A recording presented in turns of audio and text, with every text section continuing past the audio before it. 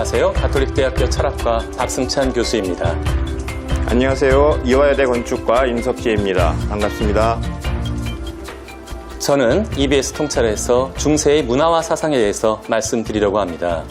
많은 분들은 중세라는 단어를 들으면 거기는 암흑기 아니야? 암흑의 시대 때 통찰을 줄 내용이 있을까? 이렇게 생각하기 쉽습니다. 그러나 저는 오랜 연구 끝에 중세에 담겨있는 많은 보화들을 발견했고요.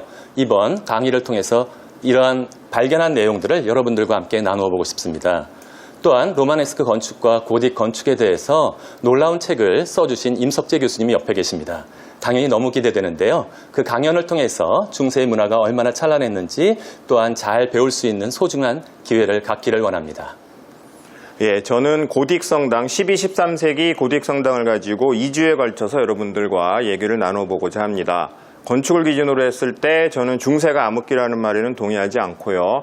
고딕 성당은 중세 예술뿐만 아니라 서양 문명 전체를 통틀어서도 가장 역동적이고 극적인 걸작품에 속합니다. 그 배경에는 정신적인 부분과 물질적인 부분을 잘 융화시킨 그런 모범적인 내용들이 들어있는데요. 그런 내용들을 가지고 2주 동안 박 교수님과 함께 얘기를 풀어가 보도록 하겠습니다. 신과 교회 중심이었던 서양 중세 시대. 교회의 권위가 인간의 이성을 속박하는 지성적 불모의 시대, 폐쇄적인 암흑의 시대라 불렸다. 하지만 천년이란 긴 시간 동안 중세는 농업의 발달로 인구가 증가하고 도시로 몰려든 노동력은 수공업과 상업을 발달시켰으며 교육에 대한 수요가 급증하며 학교가 번성했다.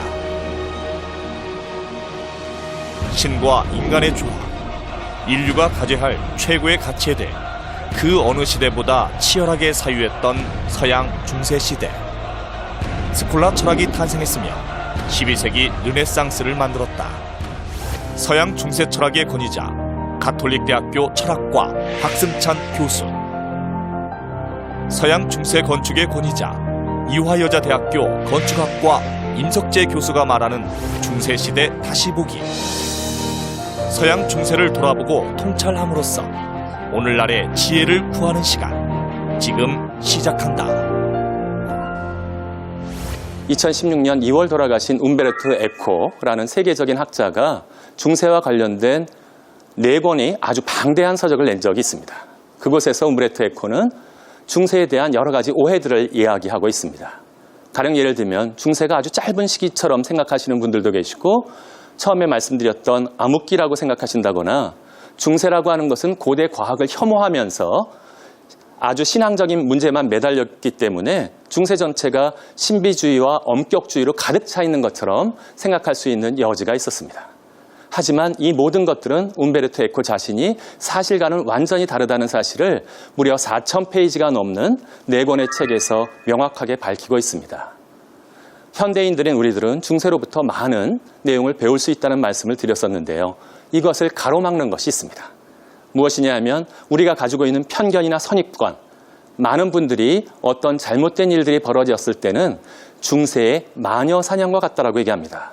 하지만 과연 이런 것들만으로 어두컴컴하고 축축하고 아주 죄가 많이 벌어지는 그러한 분위기라고 생각하는 중세라는 이미지를 이번 2주 동안 한번 여러분들 깨뜨려 보고 싶습니다. 진리를 탐구하기 위한 걸림돌이 되는 편견과 선입관을 깨는 것은 비단 중세뿐만이 아니라 우리가 막연히 알고 있었던 많은 지식들을 새롭게 알려줍니다. 소크라테스가 무지의 지라는 말로서 표현했던 것은 어떠한 것이 자신이 모르고 있다는 것을 아는 것이야말로 새로운 지식, 진리를 찾아나가는 길의 중심이 된다라고 말씀하셨는데, 이것이야말로 중세에도 아주 잘 적용된다라고 말씀드릴 수 있겠습니다. 먼저 그럼 스콜라 철학의 태동에 대해서 말씀드려 보도록 하겠는데요. 낯선 단어가 나왔습니다. 스콜라라고 하는 라틴어인데요. 이 라틴어가 나왔을 때는 여러분들은 아주 손쉽게 뜻을 추정해 보실 수 있습니다. 모음이나 어미를 떼어내고 새로운 모음을 삽입해 보면 우리한테 아주 친숙한 단어가 나타나게 되는 것이죠. 스콜라에서 A를 떼어내고 O라는 단어를 사이에 집어넣으면 스쿨, 맞습니다. 학교라는 단어가 나오게 되는데, 스콜라라는 단어는 중세의 학교를 지칭하는 이름이었습니다. 중세 때는 굉장히 많은 학교들이 있었는데요. 맨 처음에 생겨난 것은 수도원 학교였습니다. 수도원 학교에서 굉장히 오랫동안 거의 중세 초기의 암흑기라고 불릴 수 있을 만한 시기가 있을 때 어두움 속에서 촛불처럼 밝혀주었던 것은 수도원 학교에서 읽기와 쓰기를 비롯한 라틴어의 기초 교육이 이루어졌던 것입니다. 그 다음에 9세기에 들어가면서 카를 대제가 엘퀸이라는 사람의 도움을 받아서 궁정학교를 근본적으로 혁신하게 됩니다. 그 안에서 굉장히 많은 연구가 이루어졌고요. 우리가 오늘 주제로 삼게 될 12세기에 들어오면서는 주교자 성당학교, 예를 들면 서울의 명동 대성당과 같은 곳에 핵심적인 학교가 생겨나기 시작했습니다. 오늘 본격적으로 말씀드릴 때 가장 많은 숫자를 차지했던 학교는 네 번째 유형의 학교인 개인 학교들이었습니다. 이런 학교 모두를 갖다가 중세의 스콜라라고 불렀고요. 이 스콜라에서 이루어진 내용들을 스콜라 철학이라고 부르면서 이 안에서 중세 철학의 가장 핵심적인 내용이 발전되고 지속적으로 나타나게 됩니다. 하지만 초기에는 내용이 굉장히 제한되어 있었는데요. 이 초기 스콜라에서 가르쳐졌던 내용을 보통 세템 아르테스 리베랄레스 7자유학예라고 부르게 됩니다. 7자유학예라는 것은 또한 둘로 분리되어 있었는데요. 첫 번째는 언어와 관련된 3학과 트리비움과 실제와 관련된 4학과 크바드리비움이라는 것으로 갈라져 있었습니다. 이 3학과라는 것은 문법학, 논리학, 수사학이 주로 가르쳐졌고요. 4학과라고 하는 것은 실제 관련 학예라고 말씀드렸지만 대부분은 수학과 관련된 내용이었습니다. 예를 들면 산술학과 기하학, 그리고 산술학의 응용학문으로서의 음악학, 기하학의 응용학문으로서의 천문학 같은 것이 7자유학예에서 가르쳐졌던 내용입니다. 나중에 시간이 지나면서는 점점 이러한 것들이 발전되고 확장되어 나가는 과정을 거치게 되는데요. 제가 여러분들께 한번 그림을 보여드리고 싶습니다. 함께 이 그림을 봐주시면 이 여러 곳에서 이것은 사르트르 대성당 서쪽 문에 있는 어떤 그림인데요. 사르트르 대성당 서쪽 문 아치에 있는 그림들을 보시면 저랑 같이 한번 살펴봐 주시면 한 여인이 종을 치면서 무언가 음악 악기를 들고 있습니다. 이것은 무엇이었냐면 음악학을 상징하는 것이었고요. 또 다른 여인이 회초리 같은 것을 들고 장난스럽게 놀이를 하고 있는 이 아이들을 갖다가 다스리고 있는 모습이 나오고 있는데 이 모습들은 바로 문법학, 라틴어를 배우고 나서야 스콜라에서 공부를 할 수 있었기 때문에 문법학을 가르치는 내용입니다. 또 다른 내용인 한 나이 지긋한 사람이 서판을 놓고 무엇인가 열심히 계산하고 있는데 이분이 바로 피타고라스입니다. 산술학, 기하학을 갖다 가르쳤던 이런 위대한 인물들이 샤르트르 대성당의 중심에 들어갔었다라고 하는 이야기는 이것이 얼마만큼이나 7자유학예가 스콜라 철학 전체에서 기초학문으로서 활용되었는지를 보여주는 계기라고 얘기할 수 있습니다.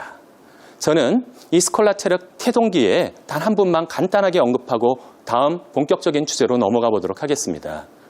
캔터베리의 안셀무스라고 하는 분인데요. 이 캔터베리의 안셀무스라고 하는 분은 당시에 굉장히 큰 어려움이 있었습니다. 아까 말씀드린 것처럼 많은 분들이 중세라고 하면 신앙 이런 것에만 치중해서 전혀 이성은 사용되지 않았던 것으로 생각하기 쉽지만 아까 7자유학예라고 하는 것은 모두 다 이성을 가지고 공부하는 학문들이었습니다. 스콜라 철학 초기에 들어오면서 이 이성적인 학문이 굉장히 발전하면서 문법학과 논리학을 합쳐서 부르는 이름이 생겨났습니다. 그것이 변증론이라고 하는 것이었는데요. 이 변증론이라는 것이 문법학과 논리학이 발전하면서 스스로 서서히 권한을 가지게 되자 이렇게 생각하는 사람들이 생겨났습니다. 인간의 이성이야말로 모든 진리의 기준이 되기 때문에 이성을 넘어서는 것은 종교에서 말하는 신앙적인 내용이라고 하더라도 믿을 가치가 없다는 것을 주장하는 변증론자들이 나타났습니다. 하지만 오랜 시간 동안 그리스도교 전통에 익숙했던 사람들은 이러한 입장과는 반대로 반변증론, 이성보다는 항상 진리에 다가가는데 신앙이 우선이다라는 입장을 펼치게 되었던 것이죠. 특히 반변증론자들은 변증론자들을 이렇게 폄하했습니다. 철학 또는 인간의 이성의 학문이라고 하는 것은 악마의 발명품이거나 또는 신학의 신여에 지나지 않는다. 만일에 이 말이 맞다면 저는 EBS 통찰에서 악마의 발명품을 선포하는 사람이 돼버릴지도 모릅니다. 왜냐하면 중세 철학을 연구하고 있기 때문에요. 하지만 이러한 극단적인 입장의 충돌만으로는 발전이 이루어질 수 없다는 사실을 깨달은 사람이 있었습니다. 그 사람이 바로 캔터베리의 안셀무스라는 사람이었고요. 이 사람은 이성과 신앙은 서로 충돌하는 것이 아니라 조화를 이루어야 된다는 근본적인 스콜라 철학의 정신을 가르쳤습니다. 그렇기 때문에 이분들을 많은 학자들이 스콜라 철학의 아버지라고 부르게 됩니다. 그분은 변증론자들에겐 이렇게 비판했습니다. 당신들이 만일에 믿음을 전혀 전제하지 않으면서 이성만으로 매달리려 한다면 이것은 오만한 행위이며, 하지만 반변증론자들처럼 철학을 악마의 발명품이니 신학의 시녀라고 말하면서 이성을 사용하지 않는 것은 태만이다라고 가르치게 됩니다. 요약하자면 믿음을 전제하지 않는 것은 오만이며 이성을 사용하지 않는 것은 태만이다. 이 주장은 이성과 신앙의 조화라는 주장은 이후 600년 동안 이어질 스콜라 철학의 모든 전통을 요약하는 표현이라고 이야기할 수 있게 됩니다. 두 번째 말씀드릴 주제는 12세기 르네상스라고 하는 것인데요. 어떤 분들은 뭔가 잘못된 것이 아닌가라고 생각하기 쉽습니다. 르네상스라고 한다면 보통 다빈치, 미켈란젤로, 라파엘로와 같은 사람들이 활동했던 15세기 이후에나 발전된 것이 아닌가라고 생각하기 쉬운데, 그 르네상스가 가장 높은 봉오리였지만 이전에도 두 번 정도의 이 산맥 안에 봉오리들이 나타났습니다. 첫 번째 르네상스는 8에서 9세기 넘어간 때 일어났던 카롤링거 왕조의 르네상스, 카롤링거 르네상스가 있었고요. 두 번째 12세기 때 잠시 침체되었던 기운들이 다시 폭발적으로 발전하는 학문의 발전이 이루어졌습니다. 학자들은 이것을 12세기 르네상스라고 부르는데요. 12세기 르네상스가 시작된 데는 중요한 사회적인 변화가 있었습니다. 농업이 시작하면서 심경법이 발달되기 시작했고요. 아주 깊게 갈아서 농사를 짓는 기술이 발달한 것을 토대로 해서 유럽의 인구가 3분의 1이나 늘어나게 되었습니다. 늘어난 인구들은 도시로 몰려들어오기 시작했고, 이 유휴 노동력을 토대로 해서 수공업과 상업이 발달하게 됩니다. 이것이 발달해서 많은 물품들이 생산되기 시작하자 다른 도시와 교환하면서 여러 가지 협약과 계약을 맺는 것이 필요하게 되었고요. 그래서 이제 상인과 수공업자들도 자신들의 자녀들을 교육시킬 필요성들을 가지게 됩니다. 1차적으로 이러한 수요를 소화해 주었던 것은 노트르담 주교자 성당학교와 같은 주교자 성당학교였습니다. 대도시에 있는 주교자 성당학교들이 이것을 수입해 들여서 가르쳤지만, 그것보다도 더 소중하게 각각에 맞는 수요를 충족시켜줄 수 있는 개인 학교들이 정말 우후 죽순처럼 자라나게 되었습니다. 이러한 12세기에는 가장 각광받는 개인 학교들이 생겨나기 시작했는데, 그중에 가장 많은 개인 학교들이 몰린 곳은 어디였냐 하면 바로 철학자들의 도읍이라고 불린 파리였습니다. 노트르담 대성당을 떠올려 보시면 여러분들이 다 아실 수 있을 것 같은데요. 노트르담 대성당이 있었던 파리에는 12세기 때 세인강 왼쪽 편에 굉장히 많은 개인 학교들이 생겨나기 시작했습니다. 여러분들이 아는 지식으로는 대치동의 학원가를 생각하시면 좋겠습니다. 아주 유능한 선생들이 마구 몰려 들어와서 파리에서 개인 학교를 열기 시작했고요. 굉장한 엄청난 경쟁률 중에서 12세기 최고의 스타 강사 한 분이 등장하게 됩니다. 그분이 바로 아벨 라로두스라고 하는 분입니다. 이 아벨 라로두스는 파리 출생은 아니었습니다. 저 브르탄이라는 지방에서도 아주 촌구석인 빨레에서 태어났는데 기사의 아들로 태어났죠. 그런데 아버지였던 기사는 아벨 라로두스 자신의 아들이 자기처럼 용감한 기사가 되기를 원해서 나무칼도 만들어주고 매번 시도를 해보았습니다. 하지만 아벨 라로두스는 나무칼에는 전혀 관심을 가지지 않고 무엇인가 책을 손에 들고 고개를 쳐박고 그 책만 보고 있었죠. 더욱 놀라운 것은 그 책이 소설책이나 그런 것도 아니라 철학도들도 두려워하고 어려워하는 논리학 책이었다는 것입니다. 당시 유행하고 있는 것이 변증론, 논리학과 문법학이었기 때문에 아벨 라로두스는 철저하게 논리학 책들을 공부해 나가기 시작했고, 어느 순간 자기 스스로 그 모든 내용을 깨우쳤습니다. 여러 선생님을 쫓아다니면서 개인 학교에서 공부를 해보았지만 자기를 놀래킬 만한 선생님은 만나지 못했습니다. 사춘기가 되었을 무렵 자기 스스로 개인 학교를 열게 됩니다.